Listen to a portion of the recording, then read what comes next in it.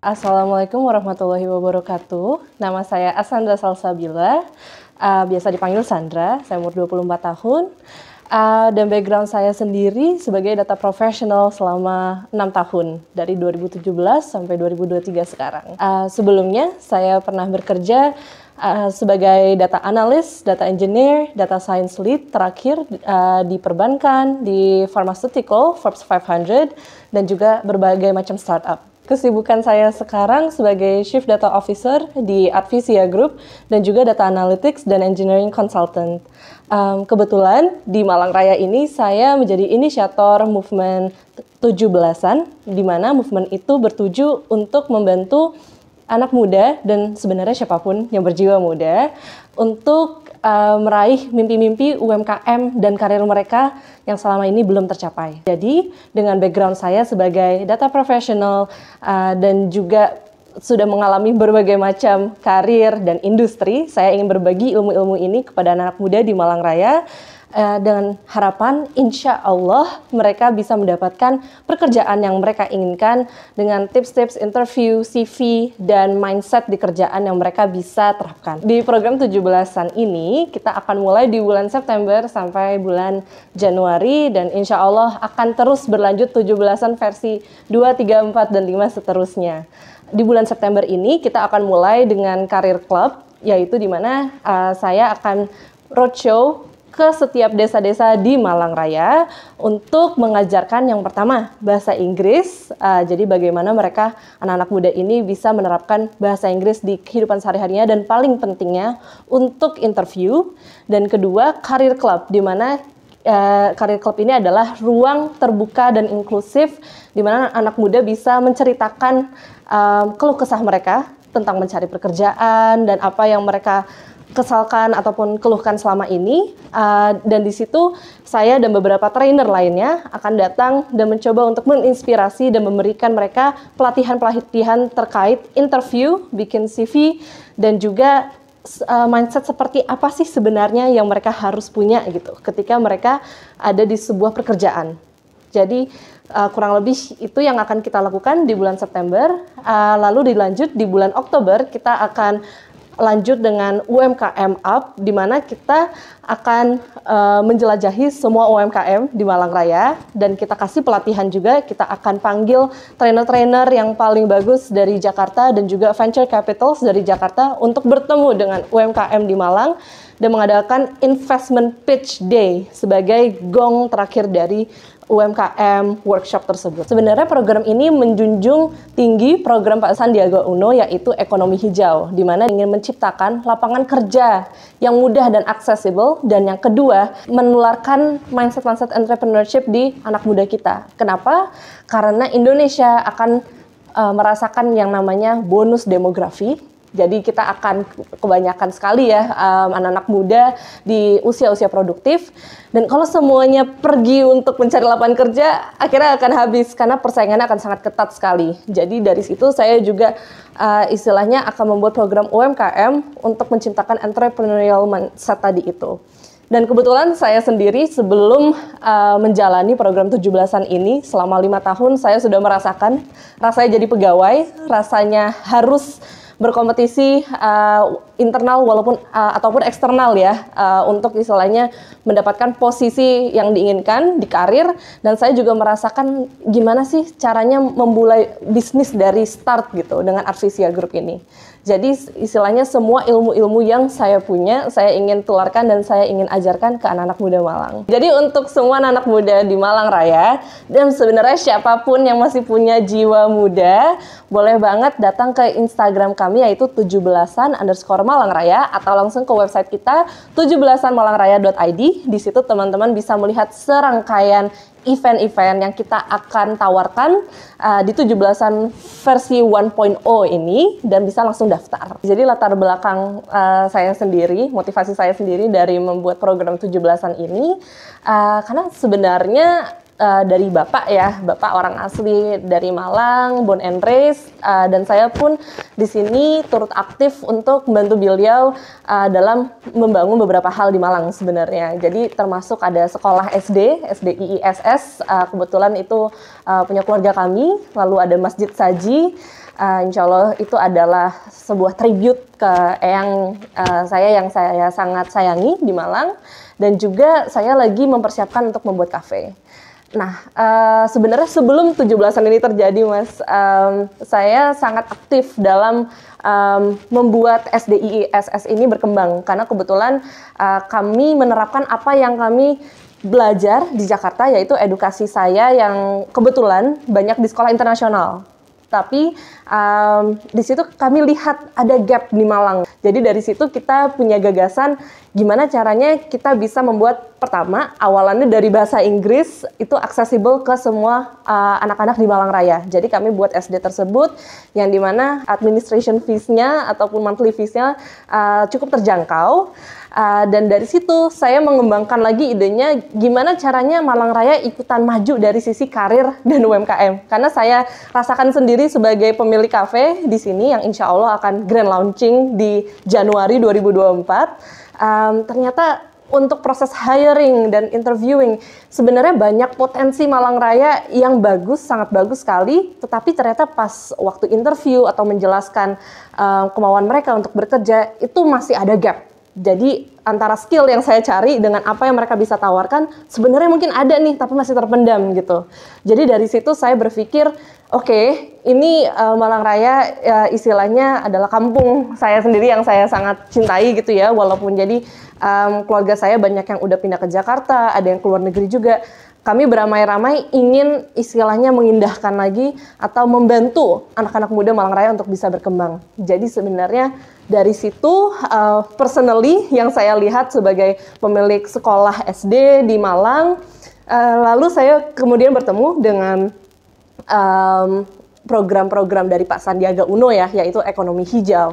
Kebetulan bertemu juga dengan ketua AMK, yaitu Mas Rendika Harsono. Jadi setelah saya menekuni beberapa bisnis di Malang Raya, yang tadi ada SD dan juga ada kafe yang akan grand launching di tahun 2024 Januari insya Allah, saya menyadari setelah berbicara dengan beliau-beliau ini bahwa sangat penting perannya anak muda untuk terjun dan ataupun sadar akan pentingnya politik.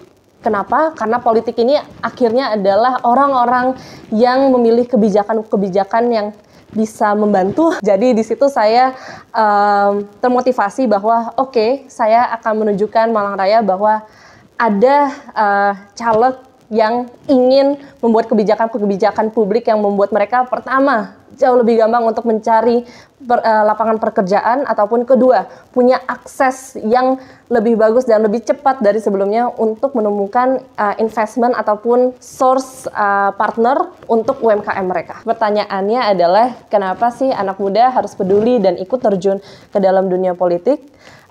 Nggak bisa dipungkiri, politik ini memang ada satu stigma yang membuat anak muda merasa sangat resah, marah, dan males sebenarnya untuk ikutan terjun, yaitu politik itu kotor, politik itu rumit, politik itu saya ya sebagai rakyat biasa-biasa aja bisa ngapain sih, dan itu pemikiran saya selama 6 tahun saya bekerja di Jakarta. Saya tidak pernah namanya peduli politik ataupun mau ikut terjun ke dalam partai politik. Sampai saya ketemu dengan tadi ya Mas Rendika, dan beliau istilahnya sangat welcome dan sangat mengajak anak-anak muda dengan ayo kalau kalian punya gagasan-gagasan bagus, something out of the box yang bisa kalian tawarkan ke negeri ini, ayo maju bareng-bareng. Dan itu istilahnya sangat diakomodir di partai politik. Jadi menurut saya yang pertama, politik itu nggak semuanya kotor. Itu yang pertama saya yakini, makanya saya bisa terjun. Dan yang kedua adalah kalau bukan kita siapa lagi. Karena istilahnya kalau kita tidak ikut nyoblos, kalau kita tidak ikut terjun, yang terjadi adalah orang-orang lain yang mungkin tidak punya, orang-orang lain yang mempunyai intensi yang bukan paling bagus yang terjun lah. Jadi makanya anak-anak muda dengan gagasan-gagasan, ayo kita bareng-bareng benahi negeri dan Malang Raya yang kita cintai ini. Salah satu alasan kenapa saya ingin terjun ke politik dan akhirnya ada di sini adalah selama 6 tahun saya bekerja ya, saya membayar pajak hampir 30% setiap tahunnya. Dan sebenarnya di situ saya merasa resah dan juga kesal karena saya nggak tahu ini duit pajak saya dikemanain ya. Jadi mungkin motivasi awal tuh dari situ karena saya merasa waduh, kalau saya bayar pajak sebanyak ini, saya ingin lebih terlibat dalam cara untuk mengatur kemana duit-duit ini sebenarnya pergi dan apakah duit pajak ini sebenarnya istilahnya diinvestasikan untuk menjadi hal-hal yang bermanfaat untuk quality of life ataupun hidup-hidup orang-orang di Indonesia. Jadi perjalanan karir saya sebenarnya dimulai saat saya lulus S1 di 2017. Saya lulus dari Singapura dan ketika itu kakak saya udah wanti-wanti tuh istilahnya, Sandra pas di Indonesia cari kerjaan berbau data ya, karena data ini di tahun 2017 ya, itu sesuatu yang sangat hot, yang dimana teman-teman dia di Singapura tuh semuanya melakukan itu. Dan katanya gajinya menggiurkan gitu. Dan aku yakin teman-teman anak-anak muda di Malang Raya juga tahu ya soal berita-berita ini bahwa data scientist itu katanya pekerjaan paling menguntungkan di abad ke-21 ini gitu. Jadi dari situ 2017 saya terjun sebagai manajemen trainee khususnya di bagian IT dan Big Data di salah satu perbankan terbesar di Indonesia. Lalu saya dari istilahnya sudah merasakan dunia perbankan ya. Saya ingin terjun ke dunia yang lebih baru di mana mindsetnya itu berubah. Mindsetnya itu agile namanya. Dan ini bisa dirasakan saat saya kerja di industri startup. Jadi di situ saya istilahnya dipaksa untuk bekerja sangat adaptif dan sangat istilahnya welcome terhadap perubahan karena namanya startup itu selalu berubah setiap saat. Dan dari situ saya langsung terjun juga sebagai business analytics manager di salah satu pabrik obat terbesar nggak hanya di Indonesia tapi di seluruh dunia, Merck Dome. Dan di situ saya sebagai business analytics manager dan saya sangat merasakan betapa pentingnya sebenarnya punya kemampuan untuk pertama branding yourself dalam bidang karir ya, dan yang kedua adalah ilmu bahasa Inggris karena itu yang sebenarnya mengantarkan saya ke posisi tersebut di global pharmaceutical company. Lalu terakhir saya menjabat sebagai data science lead di salah satu perbankan digital syariah pertama di Indonesia. Dan ketika saya berada di startup tersebut, karena kebetulan menurut saya lingkungan startup itu sangat kondusif untuk saya punya pemikiran yang lebih kreatif lagi. Karena tadi ya saya balik ke startup. Di situ saya mulai berpikir bahwa ternyata di luar karir ada yang lebih sebenarnya menguntungkan menurut saya, yaitu UMKM ataupun membuat entrepreneurship sendiri gitu. Jadi kita bikin bisnis sendiri. Dan di situ saya mulai partner dengan teman saya dan kita membangun yang namanya Advisia Digital Consulting. Dan di situ saya bekerja sebagai data consultant.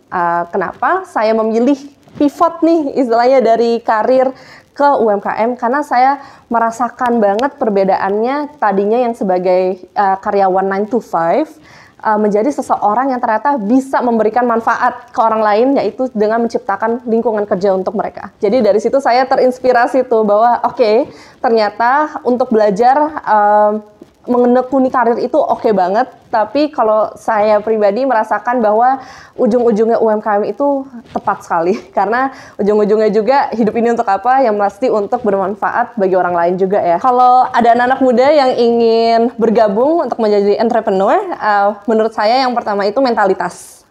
Kenapa menurut saya ketika saya terjun ke dunia entrepreneur saya sudah siap dengan mentalitasnya Karena saya sudah ditempa nih 6 tahun bekerja di industri dan environment yang berbeda-beda gitu. Jadi udah pernah ngerasain di traditional company, pernah ngerasain di startup, pernah ngerasain juga kerja di global company gitu ya. Jadi yang pertama harus disiapkan itu adalah mentalitas bahwa kita selalu harus siap dengan keadaan apapun itu. Karena yang namanya bisnis sudah pasti susah di awal. Tapi apakah anak-anak muda ini bisa melewati obstacle-obstacle yang dihadapkan? Apakah mereka bisa melewati rintangan-rintangan yang akan selalu berdatangan? Itu yang menurut saya nomor satu, mentalitas. Dan yang kedua menurut saya paling penting adalah networking. Jadi anak-anak muda jangan malas atau jangan capek-capeknya namanya berkenalan dengan semua orang dari industri dan lini pekerjaan apapun.